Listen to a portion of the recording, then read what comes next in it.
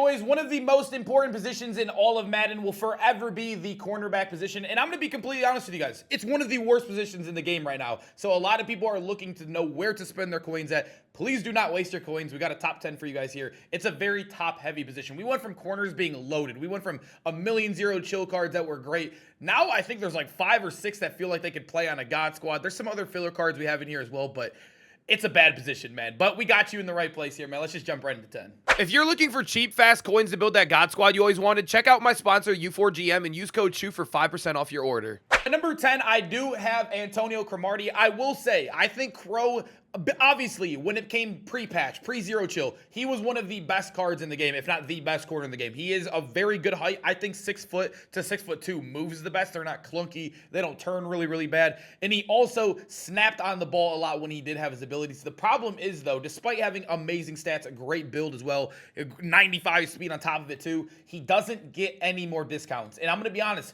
that sucks. It really, really does suck. But with the way that if you have a lot of the other top-end cards in this list, like I'm going to show you guys later on this top 10, like number 1 through 4, I guess number 1 through 5, you can really afford to overpay. Like there's one guy in my defense right now where I'm spending a full 3 AP on, which I'm going to be honest, if you wanted to do that with Cromartie, the 89 zone coverage right there, or not the 89 zone coverage, the 3 AP right there on mid zone, you could do it because I think he is one of the best corners in the game when it comes to that. But the reason I can't have him any higher despite that is because he is abilityless or discountless, I guess you could say, but still a good base corner. And you got to remember, you can't have abilities on everybody nowadays. You got to have some guys out there running around with no abilities, and a lot of these guys are amazing for the slot, and he's one of them. Number 9, we have one of the newest cards in the game, Kenny Moore. He was played a lot in the MCS. I was watching a lot of the MCS games to kind of get a gist for these lists I was going to do this week.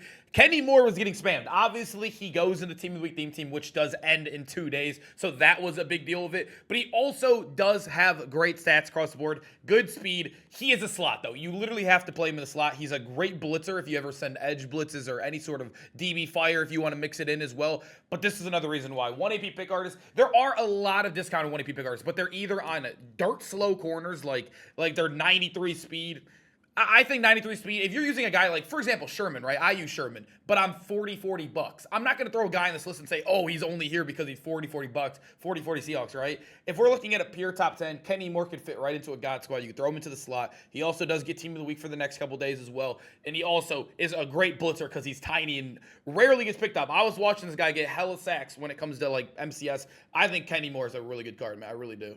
Now we move over to number 8, where Ted Hendricks, he didn't make the last top 10 corner list, and yes, he was already in the game, but the reason why you can have him here now is because, like I mentioned with Cromartie, you're going to have players on your team that aren't going to be able to get abilities on him. It's just going to be that way. You don't have AP for everybody. We don't have broken discounts anymore. Ted Hendricks is a perfect slot guy. I'm going to mention a lot of these guys that get bad APs or no zone KOs are perfect slot guys, and Ted Hendricks, 6'7" is 6'7". The problem is, though, I would rank him a little bit higher, even over the next 2 guys.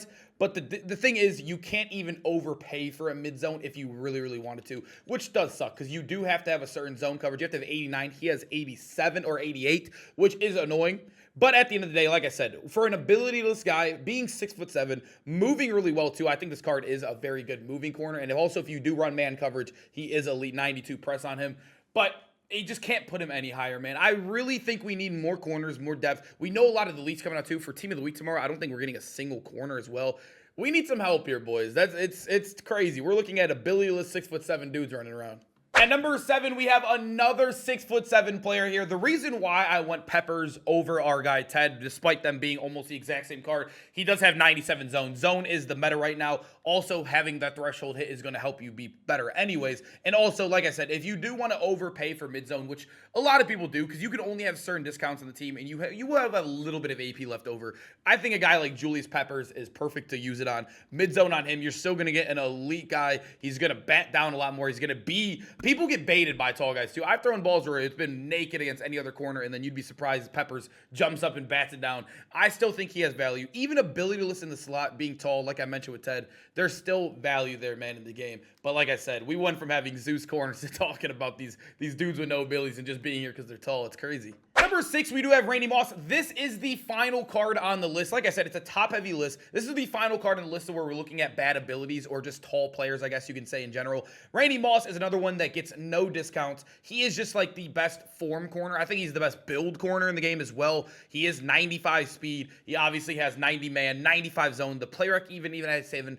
he played perfect for me as well. 94 press. He's 6'4", and then obviously ability-wise, you could overpay for the mid zone if you truly wanted it. If you guys watched the MCS Zero Chill tournament, he was by far the best card in there. That was obviously during Zero Chill. But I still think him being a base corner, still being 6'4", 95 speed, getting amazing theme teams, he still finds his way here. But this is the part where we get to the elite corners now. At number 5, Chris Harris Jr. Yes, the 5'10", 94 speed Chris Harris Jr. finds his way in the top 5. This is a card that no one was interested in when he first came out because I think people were really heavy into the pick artist meta. But now that we got +3 AP on defense, we're up to 10 now, I think it is. And we have more room for the mid zones. And I think also once we got after Zero Chill, people realized, yes, pick artist is still mid. You're still going to drop some balls. And good players don't really throw too many bad reads as well. And mid zone can bail you out at times. If they're throwing it into double coverage, it's the worst watching somebody throw a double coverage ball and get caught. You need your mid zones. And Chris Harris, he is the only, there's 3 cards on this list that get discounted mid zone, and he is one of them, man. It is 2 AP. There is guys out there with 1 AP mid zone, but it's still discounted. So normally 3 AP. It's the best ability on defense in the game, and Chris Harris gets it, man. He has to be on this list. He just has to be. At number 4, we got Rasul Douglas, and if you guys do not know how to get this card, I know a lot of people have been commenting, how do you even get Rasul? You have to win the event, which is the new Super Bowl. It's basically just an all-pro season. You have to win the Super Bowl, and you get to choose him in the pack. He is a mill right now. That mode, they do have skill-based matchmaking in that mode. It is very sweaty. This card is currently above a mill. That's how sweaty it is. People are spamming it, and he's still above a mill. That's how even the good players are struggling, man. But looking at him, he is 6'2", great height, 95 speeds elite, great stats across the board too. Every stat above 90 besides agility, which I'm going to be honest, he's going to play completely fine there. But the reason why I like Rasul, he does get 1 EP pick artist if you are a big pick artist guy. I know some people like having pick artists on every player. I prefer KOs. I think they'll help you out. Deep out zone, I'm not the biggest fan of. I definitely prefer mid zone, but it has value. I know a lot of people like to run either if it's cover 2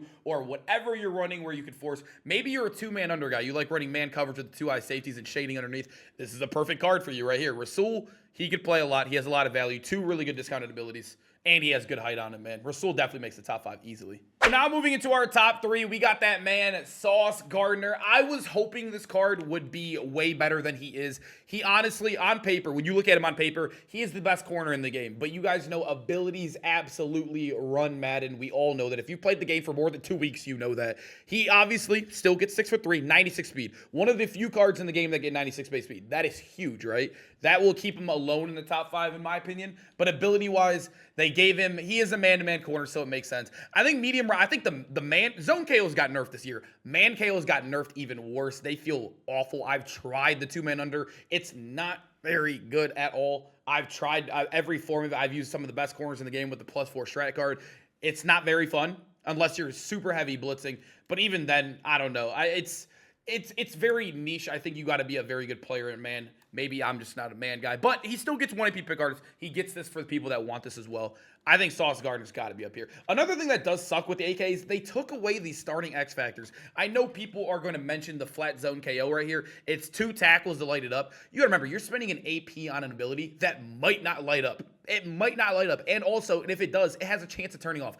I don't even want to hear about that ability. I don't count it. I don't want to say they killed AKs, but they should be better. They should have the starting AKA X factors. That's how they've always been, man. And this is the first time they've taken them away. And at number 2, we got that man, Marlo. I think everybody right now in the game knows how good Marlon Humphrey is. He is on almost every team I've played against in the event, in ranked, in MUT champs, and head-to-head. He's literally been on the field every single game. This card is elite. He has good height on him. Like I said, 6 foot to 6'2", I think is the best height range for a corner in this game. He also is good speed, great stats. But the reason why we're here, boys, just like Chris Harris, he does get that 2 AP mid zone and 1 AP pick artist if you do prefer that. I know some people do. I honestly think mid-zone, that's the reason why he's so high up on the list. And also, he's, like I said, he's just basically a way better Chris Harris. He's taller than him, faster than him, and same statistics across the board.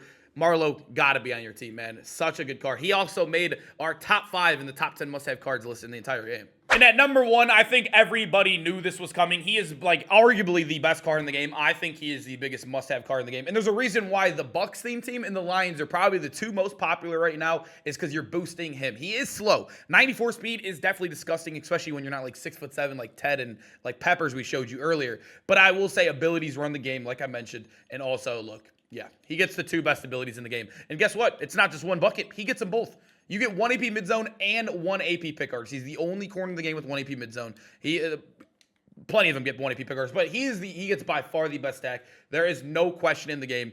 He is I think he's the best card in the game. He's by far the best corner in the game. He just got to be on your team, man. Go get you a Carlton, boys. Boys, hope you guys enjoyed the video, man. Make sure to comment down below which corners are you guys rocking right now in the game. Is there anybody I missed? I like to kind of like, I went over this one like so many times because I'm like, dang, is this list really this small, right? Like, is there really only like 5 to 6 elite cards in this game at this position? It's a bad position, boys. Let me know, though. I might have missed somebody, but I hope you guys enjoyed the video nonetheless, and I'll see you guys in the next one. Peace out, boys.